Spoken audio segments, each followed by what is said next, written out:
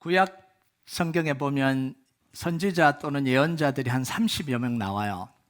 근데 에스겔은요, 다른 선지자들과는 다르게 바벨론의 포로로 잡혀갔던 이스라엘 백성들에게 예언한 선지자입니다. 에스겔도 포로로 잡혀갔다라는 이야기입니다. 여기 잠깐 이제 우리가 좀 알아야 될 게 있는데요. 이스라엘은 솔로몬 이후에 나라가 두 개로 나눠졌습니다. 띄워주시겠어요? 남북이 나눠졌듯이 우리나라가 남북으로 나눠졌듯이 이스라엘도 남북으로 갈라졌습니다. 물론 잘 알겠지만 좀 설명이 필요한 부분이라서 설명합니다. 에브라임 지파를 중심으로 10개 지파가 모여서 북왕국을 구성을 했습니다. 그래서 북왕국 이스라엘 또는 북이스라엘이라고 불러요. 성경을 읽을 때 보면. 그리고 남왕국은요, 유다 지파와 베냐민 지파 두 개 지파가 모여서 남왕국을 구성을 했습니다. 그래서 남왕국 유다 또는 남유다라고 불러요.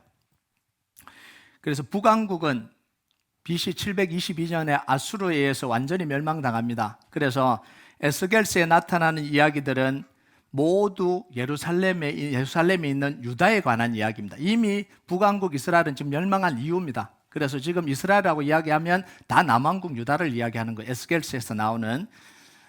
자, 바벨론이요, 이 남왕국 유다도 그냥 두지 않았습니다. 유다를 공격해서 3번에 걸쳐서 포로로 잡아갑니다. 그 다음 거 띄워주실래요? 1차 포로 때는요, 605년, BC 605년인데 기억을 못할 겁니다. 그냥 또 잊어버리는 텐데 그래도 이야기를 해줍니다. 605년인데 중요한 건 뭐냐면 이때 왕족과 귀족들을 잡아갔습니다. 왜냐하면 볼모로 잡아가서 다른 생각을 못하도록 볼모로 잡아간 거예요. 왕족과 귀족들을 볼모로 잡아가서 지금 컨트롤을 하려고 1차 포로 때 이들을 잡아갔습니다. 두 번째는 이때 잡혀간 사람이 누구냐면 다니엘입니다. 다니엘이 이때 잡혀간 거예요. 두 번째 포로는요, 597년에 일어났는데 이때는 왕족, 귀족을 포함해서 기술자들, 군인들까지 다 잡아갑니다. 완전 무기력화 시키려고 그런 거죠. 더 이상 반역이 일어날 수 없도록 기술자들과 그리고 군인들과 왕족, 귀족, 똑똑한 사람들 다 잡아가요. 그리고 세 번째는 남왕국이 완전히 망해서 대부분 포로로 잡혀갔을 때입니다. BC 586년에. 이게 이스라엘 역사예요. 자, 이제 그만 띄워주셔도 됩니다. 자, 에스겔이 포로로 잡혀간 지 5년 만에 예언을 시작을 했습니다. 포로로 끌려와서 고된 노예 생활을 하는 이 이스라엘 백성들에게 어떤 예언을 해야 좋아할까요? 위로를 하고 희망을 주는 예언을 해야 되잖아요. 하나님이 역사하셔서 곧 바벨론이 망하게 될 것이다. 남왕국 유다는 다시 부강해져서 우리는 다시 고국으로 돌아갈 수 있을 것이다. 힘들지만 우리가 나라의 회복과 우리의 구원을 위해서 간절히 기도하자. 하나님께서 역사하실 것이다. 지금은 하나님이 진노하셔서 우리를 포로로 보냈지만 하나님은 반드시 우리를 용서하시고 우리를 고국 땅으로 돌아가게 하실 것이다. 아멘. 이렇게 해야 맞는데 에스겔의 예언은 이것과는 정반대로 예언을 한 거예요. 남왕국 유다는 망하게 될 거다. 예루살렘 성전은 다 무너지게 될 거다. 남아있는 지금 이스라엘 땅에 있는 사람들도 다 포로로 끌려올 거다. 우리가 아무리 기도해도 하나님은 뜻을 바꾸지 않고 반드시 이 남왕국 유다는 멸망하게 될 거다. 이게 뭐예요? 희망을 산산조각 내버리는 거예요. 조금이라도 갖고 있던 이 희망을 산산조각 다 내버리는 거예요. 그러니까 이 예언을 했던 에스겔이 얼마나 미움을 받았을까요? 얼마나 욕을 먹었을까요? 포로로 생활이 고달파 죽을 것 같은데 고향으로 너무 돌아가고 싶은데 아무리 기도해도 소용없다 그러니까, 아무리 하나님께 간구해도 소용없다 그러니까 엄청난 욕을 먹은 거죠. 여러분, 이때 수많은 거짓 선지자들이 일어났습니다. 백성들이 듣고 싶은 말을 해준 거예요. 하나님은 우리를 사랑하신다. 여전히 사랑하신다. 우리는 하나님의 백성이다. 하나님 우리를 사랑하시고 우리를 돌보신다. 예루살렘 성전은 하나님의 성전이니까 절대로 망하지 않는다. 절대로 무너지지 않는다. 우리나라는 하나님의 선민이기 때문에 절대로 무너지지 않는다. 망하지 않는다. 그러면서 뭐라고 이야기하냐면 내가 하나님의 음성을 들었다라는 거예요. 내가 환상을 봤다라는 거예요. 하나님이 내게 직접 말씀하셨다라는 거예요. 이런 거짓 예언을 막 쏟아냈습니다. 그런데 결론이 어떻게 됐냐면 에스겔이 예언한 지 6년 만에 예루살렘 성전은 파괴됐고 나라는 완전히 망했고 왕은 두 눈이 뽑힌 상태로 포로로 끌려왔습니다. 이걸로 끝이 난 거예요. 여러분, 우리가 생각해야 되는 게 뭐냐면 우리 마음을 위로하고 감동시킨다고 해서 그게 하나님의 메시지가 될 수 없다는 거예요. 여러분, 이 거짓 선지자들의 메시지를 듣고 얼마나 위로를 받았겠어요? 얼마나 감동을 받았겠어요? 얼마나 많은 눈물을 흘렸겠어요? 아, 우리가 돌아갈 수 있구나. 근데 아니잖아요. 6년 만에 결론 난 게 뭐예요? 다 무너진 걸로 결론 났잖아요. 여러분, 우리가 아무리 기도해도 안 되는 게 있습니다. 여러분을 디스커리지 시키려고 그런 게 아니라 이게 사실이에요. 우리가 아무리 기도해도 안 되는 게 있습니다. 아무리 간절히 원해도 내가 원하는 대로 다 되는 게 아닙니다. 하나님이 하시기로 작정한 일은 기도해도 바뀌지 않을 때가 있어요. 오히려 인정하고 받아들이고 수용해야 하나님의 역사가 일어납니다. 아멘 하십니까? 이게 하나님이 하시는 일이에요. 무조건 기도해라, 하나님이 다 들어주신다. 제가 왜 이야기를 하냐면 기도하다가 이렇게 가르치면요, 기도하다가 다 실망하고 포기해요. 안 되는 일이 너무 많거든요. 기도했는데도 내가 원하는 대로 안 되는 일이 너무 많거든요. 여러분, 이스라엘 백성들이 아무리 기도해도 나라가 바벨론에 망하고요, 예루살렘 성전을 무너지는 걸 막을 수가 없었어요. 기도 안 해서가 아닙니다. 기도했는데도 막을 수가 없었습니다. 여러분, 에레미야 11장 14절 한번 볼까요? 같이 읽겠습니다. 시작. 그러므로 너는 이 백성을 위하여 기도하지 말라. 그들을 위하여 부르짖거나 구하지 말라. 그들이 그 고난으로 말미암아 내게 부르짖을 때에 내가 그들에게서 듣지 아니하리라. 이게 지금 에레미야가 한 거거든요. 에레미야는 에스겔과 동시대에 예언한 사람입니다. 에스겔은 포로로 잡혀간 사람들에게 예언했고요, 예레미야는 예루살렘에 남아서 그 남아있는 사람들에게 예언한 거예요. 예루살렘 성전이 무너질 거다. 그러니까 에레미야가 더 많이 욕을 먹었죠. 왜냐하면 포로로 잡혀간 사람이 여기 있는 사람한테 예언했으니까. 예레미야 15장 1절을 한번 볼까요? 같이 읽겠습니다. 시작. 여호와께서 내게 이르시되 모세와 사무엘이 내 앞에 섰다 할지라도 내 마음은 이 백성을 향할 수 없나니 그들을 내 앞에서 쫓아내 보내라. 모세와 사무엘이 내게 기도한다 그래도 나는 못 들어준다라는 거예요. 들어줄 수가 없다라는 이야기예요. 여러분, 하나님이 왜 이렇게까지 하시냐는 거예요. 하나님은 대부분 경우 회개하고 돌이키면 회복시켜 주십니다. 경고를 했더라도 이스라엘 백성들의 반응을 보면 그 마음을 돌이키고 다시 이 화를 축복으로 바꿔주시는 분이 하나님이시잖아요. 그런데 이번에는 너무 단호하게 결정을 내립니다. 너무 단호하게. 여러분, 진짜 끝내버리시려고 그러시냐는 거죠. 하나님이 진짜 끝내버리시려고 그러시냐는 거예요. 여러분, 하나님의 계획은 언제나 재앙이 아니라 평안입니다. 미래와 소망을 주는 거예요. 끝내버리려고 하시는 하나님은 없습니다. 끝내는 건 마지막 심판 때 하시는 거고요, 그 전까지는 하나님의 계획은 언제나 끝내려고 하시는 게 아니라 회복과 소망과 미래를 주려고 하시는 하나님의 모든 계획이 이루어지는 거예요. 여러분, 왜 그러면 하나님이 이렇게 단호하게 하시냐? 지금까지 한 것처럼 해서는 회복이 불가능하기 때문에 그런 거예요. 회복이. 하나님은 가나안 땅에 들어온 뒤부터 지금까지 기회를 주신 거잖아요. 사사기 400년 동안, 약 400년 동안. 그런데 반복하고 기다렸는데 결과가 뭐예요? 완전히 무너져 내려버린 거죠. 왕정시대 464년 동안, 왕들이 통치하는 464년 동안 기다렸잖아요. 기다렸는데 결과가 뭐예요? 다 무너졌네. 그래서 하나님이 안타까운 마음이 뭐예요? 다윗 같은 왕이 일어나질 않네. 계속해서 하나님 뭐냐면 다윗 같지 않다. 다윗과 조금 닮았다. 내가 다윗 때문에 그래도 예루살렘 이 성전을 지키고 보호하고 있는데 나오지를 않구나. 이게 하나님의 마음이었어요. 그런데 변한 게 하나도 없고요, 계속해서 우상숭배 속으로 빠져들어가는 거예요. 그래도 이렇게 이야기할 겁니다. 그래도 하나님께 기도하면 돌이켜 주셔야 되지 않냐는 거예요. 간절히 기도하면 하나님이 회복시켜 주셔야 되지 않냐라는 거예요. 여러분, 그래서 이 에스겔에게도 그런 마음이 있을 거예요. 하나님, 포로까지 끌려왔는데 이제 회복시켜 주시면 안 됩니까? 이런 마음이 있었을 거예요. 예루살렘 성전이 다 허물어지고 나라가 멸망하는 데까지는 안 가게 할 수 없냐고 이렇게 질문했을 거예요.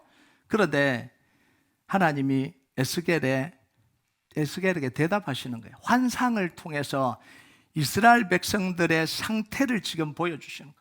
예루살렘 성전 안에서 벌어지고 있는 일을 지금 보여주시는 거예요. 그게 에스겔 8장인데요. 거기 보면 예루살렘 성전이에요. 하나님께 예배하기 위해서 지은, 제사하기 위해서 지은 예루살렘 성전에 안뜰로 들어갔는데, 안뜰은 가운데 들어간 거죠. 그게 뭐가 세워져 있냐면 이방신을 위한 우상이 세워져 있는 거예요. 이게 예루살렘 성전 안에, 바깥도 아니고 성전 안에. 제단 북쪽에 보니까 거기도 우상이 놓여져 있는 거예요. 하나님을 제사를 드리고 하나님께 예배하는 그곳 옆에다가 우상이 세워져 있는 거예요. 그리고 한 담을 허물어 보니까 거기 문이 있는데 그 문 안을 들여다보니까 어두운 방 안에서 70명의 장로들이 모여서 향을 피우고 몰래 숨어서 우상 숭배하고 있더라는 거예요. 성전의 가장 깊숙한 곳에서 그렇게 하고 있다는 거예요. 이 여인들은 누구냐면 제사를 위해서 따로 구별한 여인들입니다. 담무스 우상을 숭배하고 있더라는 거예요. 이 바벨론의 신의 이 담무스예요. 그 신을 섬기고 있더라는 거예요. 자, 에스겔서 8장 16절 한번 볼까요?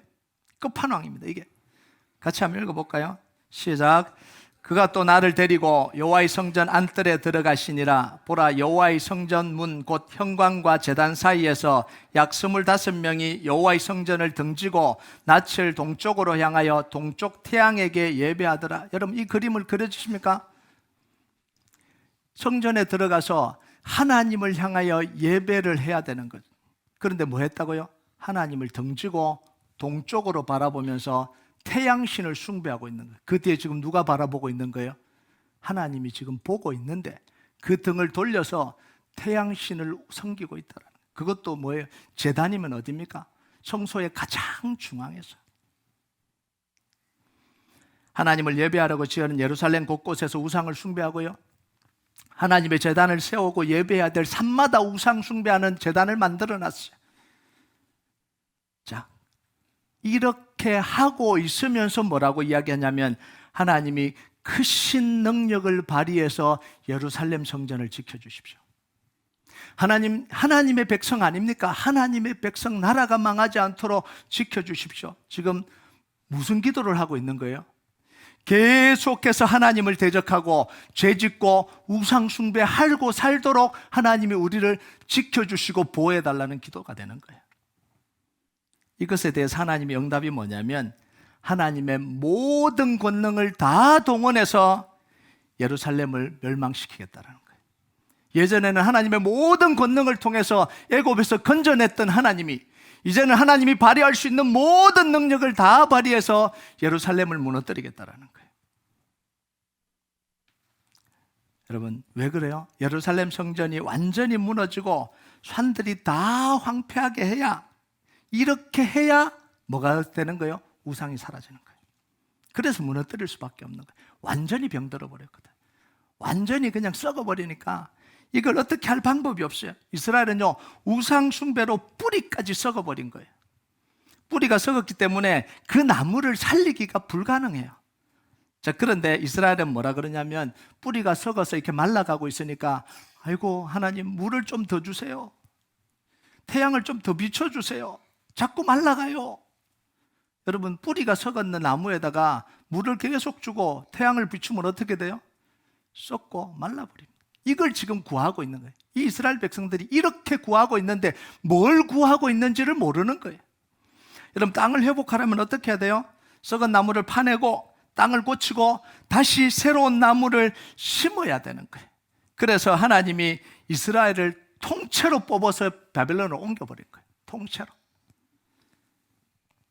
우상 숭배로 물든 이 성전을 완전히 무너뜨리고 뭐예요? 불태워버린 거예요. 깨끗하게 지금 다시 청소를 하고 계시는 거예요. 그 결과가 오늘 말씀의 마른 뼈입니다. 11절 한번 볼까요? 11절 같이 읽겠습니다. 시작. 또 내게 이르시되 인자야, 이 뼈들은 이스라엘 온 족속이라. 그들이 이르기를 우리의 뼈들이 말랐고 우리의 소망이 없어졌으니 우리는 다 멸절되었다 하느니라. 이 과정을 통해서 이스라엘 백성들이 다 망한 거예요. 뼈처럼 다 끝나버린 거죠. 완전히 그냥 말라버린 상태가 됐다라는 거예요. 여러분, 이스라엘 백성들이요, 기도하면서 회복을 간구했습니다. 하나님의 도우심을 간구했습니다. 그런데 하나님의 회복과 도우심은 어떻게 나타나요? 포로로 잡혀가는 게 하나님의 응답이었습니다. 포로로 잡혀가야 돼요. 예루살렘 성전이 파괴하고 무너져야 됩니다. 그래야 진정한 회복이 일어나니까. 여러분, 안 그렇겠어요? 하나님, 나라가 망하면 안 됩니다. 나라를 살려주십시오. 예루살렘 성전은 무너지면 안 됩니다. 지켜주십시오. 그렇게 간절히 기도했는데 하나님이 어떻게 응답하셔요? 예루살렘 성전은 다 무너지고 이스라엘 백성들은 포로로 끌려가는 걸로 하나님의 응답이 나온 거예요. 여러분, 우리가 아무리 기도해도요, 아무리 간절히 기도해도 우리가 원하는 방식으로 기도 응답이 안 올 수 있습니다. 고통이 없어지기를 원하는데 고통이 점점 더해질 수도 있습니다. 기도를 하는데. 경제적으로 나아지기를 원하는데 더 어려워질 수도 있습니다. 그게 하나님의 응답으로 올 수도 있어요. 상황이 좀 나아지는 방향으로 가기를 원하는데 더 힘든 상황이 될 수도 있습니다. 제가 왜 이야기하냐면 그렇게 되라고 이야기하는 게 아닙니다. 안 됐으면 좋겠어요. 그런데 우리가 알아야 되는 게 뭐냐면 이걸 모르면 기도하다가 다 실망해버립니다. 기도를 조금 시작하다가 왜 이렇지라고 다 실망해버려요. 왜냐하면 하나님 지금 회복시키려고 그러시는데 나는 다른 방향을 원하고 있으니까. 그런데 상황이 힘들어지고 경제적으로 힘들어지고 고통스러워지는 게 하나님의 응답이 아니다. 아니요, 하나님이 지금 응답하고 계시는데 그걸 모르고 기도를 포기해버리는 거예요. 그래서 이야기를 하는 거예요. 안 되기를 바랍니다. 그렇게 안 되길 바라요. 여러분, 왜 그러냐면 하나님이 보실 때 그게 회복의 길이기 때문에 그래요. 기도는 우리가 원하는 걸 고집하는 게 아니라 하나님의 구원과 회복의 방법을 받아들이는 거잖아요. 이게 기도잖아요. 기도는 하나님의 구원을 받아들이는 겁니다. 이게 기도예요. 여러분, 바세바가 이 다윗이 바세바와 간음하고 난 뒤에 아기가 하나 태어났습니다. 그런데 그 아기가 시름시름 앓잖아요. 다윗이 기도를 했습니다. 하나님, 제발 살려주십시오. 제발 살려주십시오. 그런데 하나님은 죽이기로 작정합니다. 다윗이 식음을 전폐하고 기도합니다. 눈물을 흘려 기도합니다. 제발 좀 살려주십시오. 내가 잘못했지, 이 아기가 잘못했습니까? 제발 살려주십시오. 그런데 하나님은 그 아기를 데려가십니다. 왜? 범죄의 열매니까. 그게 다윗을 진짜 회복시키시는 방법이기 때문에 그래요. 여러분, 에스겔이 예언대로 6년이 못 가서 나라가 망하고 왕은 눈이 뽑혀서 끌려오고 예루살렘 성전은 다 파괴됐습니다. 이스라엘 백성들은 다 죽고 썩어서 마른 뼈처럼 되어버렸습니다. 스스로 아무것도 할 수 없는 상태로 끝나버린 거죠. 하나님이 에스겔을 마른 뼈들의 골짜기로 데려갔습니다. 그곳에는 죽고 썩고 말라버린 뼈들과 해골만 가득한 거죠. 이게 뭐냐면 이스라엘 백성들의 상태예요. 자, 그때부터요. 이때부터 에스겔의 메시지가 달라져요. 이때까지는 계속해서 망한다. 포로로 잡혀온다. 하나님 기도해도 듣지 않는다. 라고 하는 메시지를 하다가 36장부터 싹 바뀌어버립니다. 메시지가 달라져요. 하나님이 회복시키실 것이다. 이렇게 메시지가 달라져요. 백성들도 회복시키고 예루살렘도 재건하고 나라도 다시 회복시킬 것이다. 아니, 그전에는 아무리 기도해도 안 들어주다가 왜 지금부터 회복시켜주나? 다 무너지고 난 뒤에야, 다 무너뜨려져야 회복이 일어나니까요. 그전에는 안 되는 거죠. 그런데 에레미야 이 에스겔을 통해서 이제 하나님 메시지를 바꾸기 시작하는 거예요. 회복시킬 거다. 그럼 마른 뼈들이 가득한 골짜기에서 하나님 에스겔에게 묻습니다. 뭐라고 물어요? 3절을 볼까요? 3절 같이 읽겠습니다. 시작. 그가 내게 이르시되 인자야 이 뼈들이 능히 살 수 있겠느냐 하시기로 내가 대답하되 주 여호와여 주께서 아시나이다. 아니, 그 전에 묻지 안 묻잖아요. 그런데 뭐예요? 완전히 해골이 되고 말라버리고 더 이상 소망이 없고 더 이상 가능성이 없는 그 뼈들 사이에서 뭐라고 이야기하냐면 하나님이 이 뼈들이 능히 살겠냐 이렇게 물어요. 그때 에스겔이 대답합니다. 주 여호와여 주께서 아시나이다. 이게 뭔 말입니까? 내가 판단할 문제가 아니라는 거죠. 하나님께 달렸다는 거죠. 하나님이 하시면 하신다라는 거예요. 여러분, 이때 하나님 에스겔에게 말씀하신 게 4절에 5절이잖아요. 같이 읽겠습니다. 시작.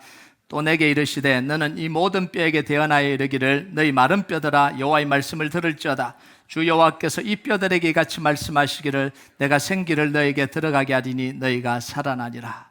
하나님이 하라고 하니까 다 말라 빠져버렸던 이 뼈들이 서로 맞춰지고 힘줄이 생기고 살이 덮이고 생기가 들어가서 뭐가 됐다고요?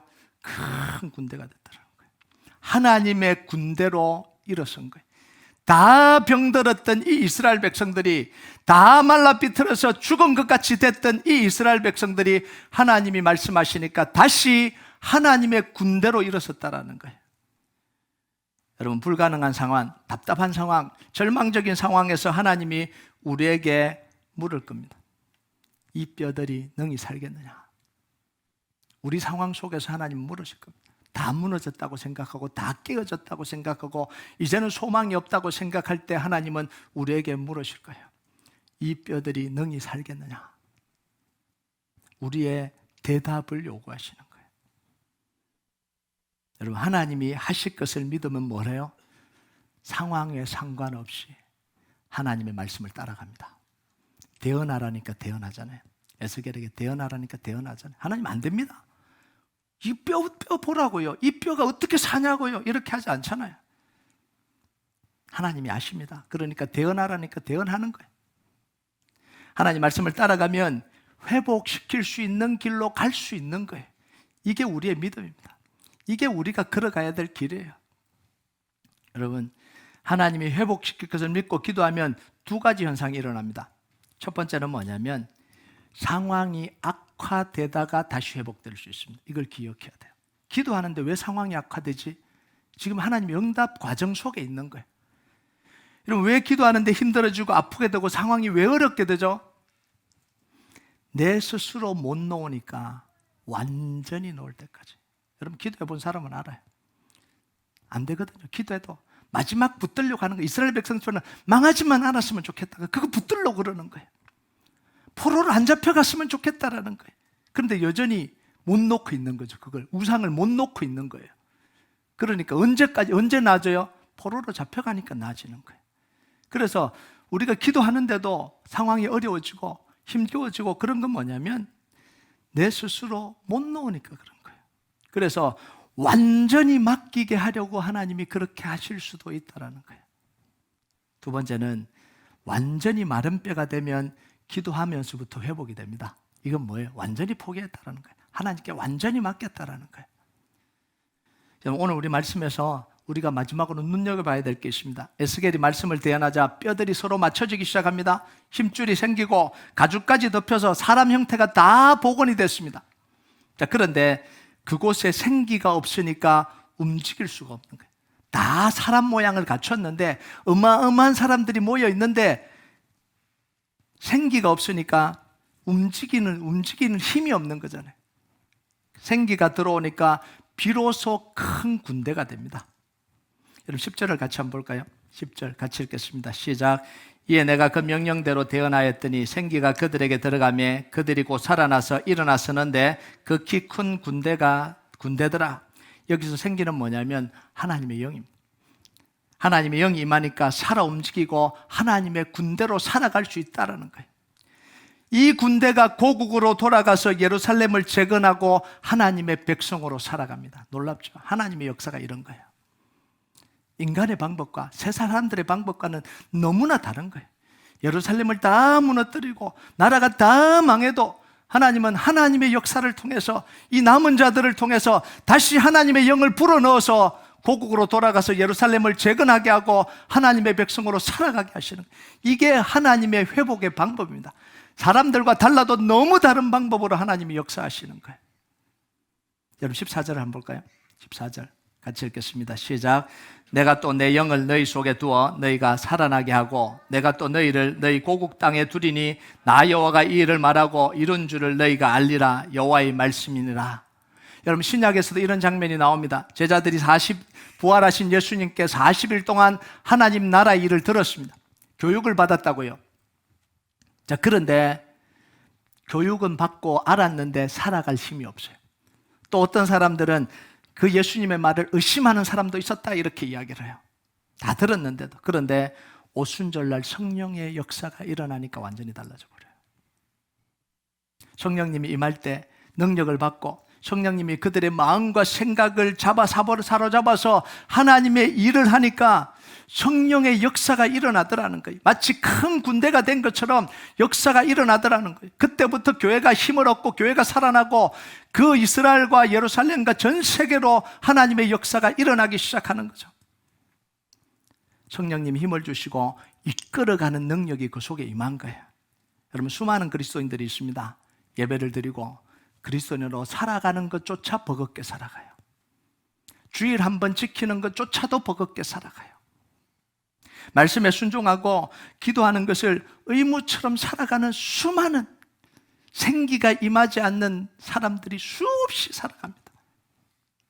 내 힘으로 하니까, 내 노력으로 하니까 능력이 나타날 수가 없습니다. 수많은 그리스도인들이 있는데 예배 자체가 힘들어요. 크리스천으로 살아가는 것 자체가 힘들어요. 내 몸 하나 건사하는 것 자체가 힘들어요. 그래서 우리에게 뭐냐면 성령의 능력이 임해야 됩니다. 내 노력으로, 내 열심으로 내가 뭔가를 해야지가 아니라 성령님이 임하셔서 우리의 마음과 생각을 사로잡아서 우리 안에 갈망이 일어나야 되는 거예요. 아무리 영혼을 위해서 살아라, 하나님 나라를 위해서 살아라 그러면 뭐합니까? 내 속에 갈망이 안 일어나는데. 그래서 이 하나님 나라를 위해서 사는 건 뭐냐면 내 속에 성령님이 심으신 갈망이 일어나야 되는 거예요. 그 영혼을 위해서 기도하고 싶은 갈망이 안 일어나는데 어떻게 기도하냐고요. 이 한 영혼을 살리고 싶은 생각이 없는데 어떻게 옆에 가서 이야기를 하고 말을 붙이고 그렇게 하냐고요. 갈망이 없는데 다 일인 거죠. 왜 이런 사람을 우리 가지에 넣어서 불편하게 하냐, 이 생각밖에 안 드는 거죠. 왜냐하면 영혼을 살리고 싶은 갈망이 없으니까.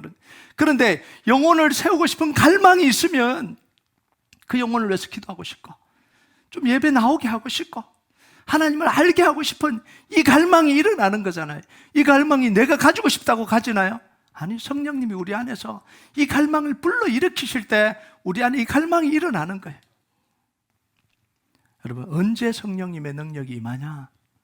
우리가 갈망할 때 성령님이 우리에게 임하도록, 하나님 나도 그냥 생기 없는 군대처럼 그냥 내 한 몸 주체하고 살아가는 게 너무 힘든 인생으로 살아가는 게 아니라 진짜 내 안에도 성령님이 살아 움직이길 원합니다. 정말 뜨겁게 하나님을 섬기기를 원합니다. 영혼에 대한 안타까움을 가지고 살아가기를 원합니다. 그 마음을 나도 가지고 살아가기를 원합니다. 성령님의 능력이 내 속에 임하게 해달라고 갈망하는 사람에게 임하는 거예요. 오순절날 성령이 어떻게 임합니까? 예수님의 약속을 믿고 간절히 기도할 때, 오로지 기도할 때 오순절이 임해서 성령 역사가 일어나잖아요. 사도행전에 이 성령 역사가 언제 일어나요? 성도들이 모여서 간절히 기도할 때, 하나님의 약속을 믿고 간절히 기도할 때 빌기를 다음에 모인 곳이 진동하더니 모든 사람이 성령의 충만함을 받으리라. 여러분, 우리 교회가 지금 간절히 간구해야 되는 게 이겁니다. 성령님의 능력이 우리 교회를 사로잡도록, 한 사람 한 사람 속에 정말 성령님의 그 영을 부어주셔서 하나님의 군대로 살아가도록, 내 한 몸 지탱시키기 힘든 그리스도인이 아니라 정말 마귀가 두려워하는, 사탄이 두려워하는, 이 성도가 기도하면, 이 성도가 신앙생활하면, 이 성도가 사람을 만나면 사탄이 두려워하는 사람으로 세워지게 하는 게 우리의 갈망이어야 되는 거 아니에요? 저 성도 보내는 사람 만나면 이 사탄이 너무 좋아하는 사람들이 있어요. 가서 이간질하고 가서 디스커리지 시키고, 그러니까 사탄이 다 돌려보내는 거예요. 아이고 잘한다. 그런데요, 사탄이 두려워하는 사람들이 있습니다. 이 사람이 가면 기도해주고 말씀으로 권면하고 영적으로 무너진 사람을 일으키고, 이건 보내면 안 되는 거예요. 사탄이 움직이는 걸 두려워하는 인생이 돼야 되는 거예요. 여러분, 우리 모든 성도들이 정말 사탄이 두려워하는 인생으로 하나님의 군대로 성령 충만함으로 일어나길 주님의 이름으로 축복합니다. 우리 같이 찬양하도록 하겠습니다. 우리가 찬양 하나님 앞에 좀 올려드립시다. 하나님의 부르심에는 후회하심이 없네. 내가 이 자리에 선 것도 주의 부르심이라. 하나님의 부르심에는 결코 실수가 없네. 나를 부르신 하나님의 신실하심을 믿네. 우리를 부르신 하나님, 우리를 구원해 주신 하나님, 우리로 하여금 하나님의 사람으로, 하나님의 군대로 살아가 계신 하나님의 그 뜻을 받아들입니다. 갈망합니다. 하나님, 오늘도 내게 말씀하여 주시고 임재하여 달라고 이 시간 우리가 이 찬양 하나님 앞에 올려드리겠습니다.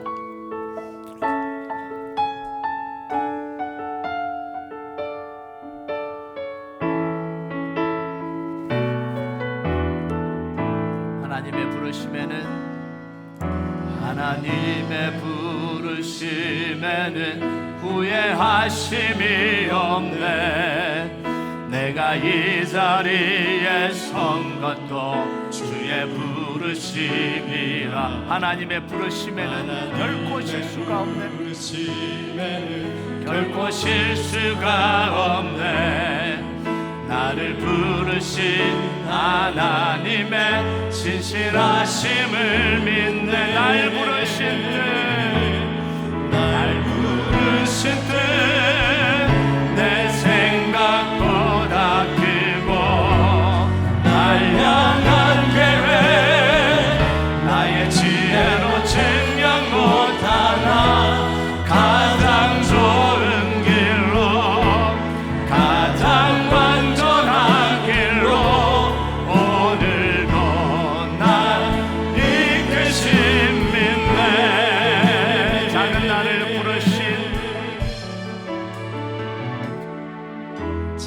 나를 부르신 뜻을 나는 알 수 없지만 오직 감사와 순종으로 주님의 길 갑니다.